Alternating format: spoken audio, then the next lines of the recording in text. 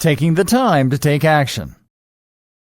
This may seem obvious, but sometimes we need a schedule before we can succeed. If we are not aware of how we are spending our time, then it can become extremely challenging for us to carve out the time that we need to take in order to work on achieving our goals. You need to be willing to take a step back and examine your life in terms of increments of time.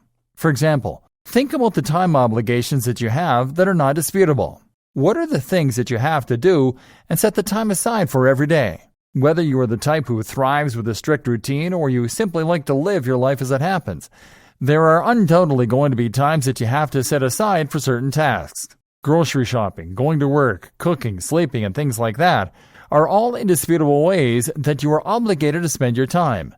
Take these into consideration and give it your best guess as to how much time you spend per day on those things. Come up with more if you have to.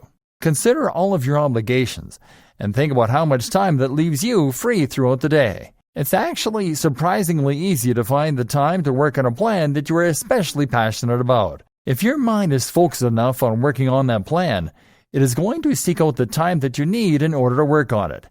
It can be useful to give yourself a minimum amount of time that you are willing to work per day on your plan. However, you should also have the maximum amount of time. It can be dangerous and time-consuming to get so absorbed with one goal. Becoming single-minded can often lead to success, but not if you are sacrificing too much along the way. There is a delicate balance to these things, and this will be discussed more in depth later on in the training. Once you know how much free time you have during your day, think about what you can do to work on your goal in that amount of time.